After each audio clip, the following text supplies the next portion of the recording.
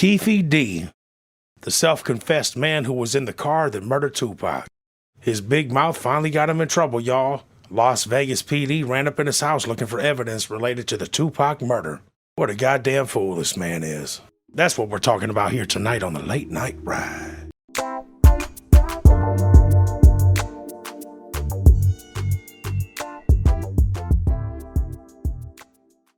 For some unknown reason, Keefe D thought that he was safe from being prosecuted. Bruh, I've never seen a criminal go on here and talk about shit, participating in a murder, and have no immunity, no nothing. I mean, what, bruh, this is just a clear-cut case. This dude is a gangbanger. He ain't no gangster. Gangsters got smarts, wits. This motherfucker's a complete idiot. So to kind of sum the story up so y'all know what the hell's going on with Keefe D, this dude has some drug charges brought against him by the local police and the FBI. It was a whole big thing. And basically he made a deal with the police and the feds. He played a get out of jail monopoly free card. And the deal that he made was called a proffer agreement, which basically lets you tell them any crime you want to and they can't use it against you unless there's some new evidence that comes out that you didn't tell them about. Then everything you said can and will be used against you. The police get wind of this. They raid the house. They're looking for all types of shit. I don't know what they found. I don't know if they did find anything at all. But the point is, this whole thing could have been prevented if you would have just shut the fuck up. So what happened is that Keefe D got caught trying to sell some wet, or some angel dust, PCP, whatever you want to refer to it as. And his get out of jail free ticket was ratting on his nephew and saying that his nephew was the one that killed Tupac. And he was in the car in Las Vegas when it happened. But yet somehow, some way, he still tries to maintain some street credibility. You said the shots came from the back. Big Dre, Orlando. Who shot Tupac? I keep it for the code of the streets. It just came from the back seat, bro. Did this rat-faced motherfucker just say code of the streets? Man, you silly motherfucker. What you talking about, bro? You been violated the code of the streets. And he continuously uses the excuse of, if I didn't tell, there'd be a whole lot of people fucked up. Really, they should be thanking me. They should be thanking me. I think I made the best decision for me and my family and my homies.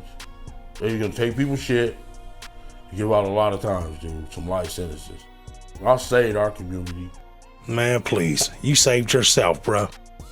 And it wasn't just this. The police actually flew this dude out to New York to try to set up this dude named Zip, who apparently, according to Keefe D, he's the one that gave them the gun that killed Tupac.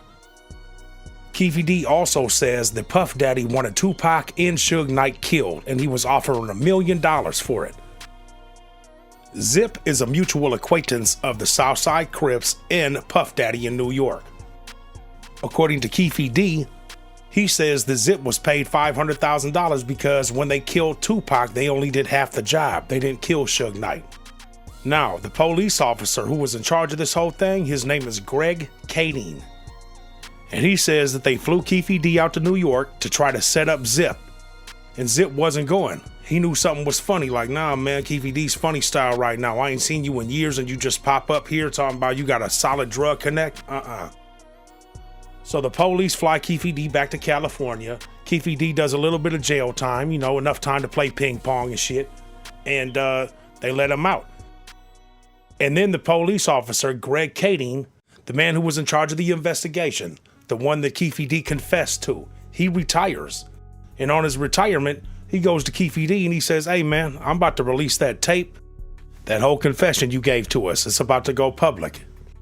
And what can Keefe D do? He's like, all right, well, you know, I'm a gangster. I'm a gangster. I'll deal with that shit.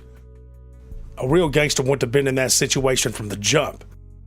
A real gangster wouldn't have said shit. As soon as you start asking me about anything, lawyer.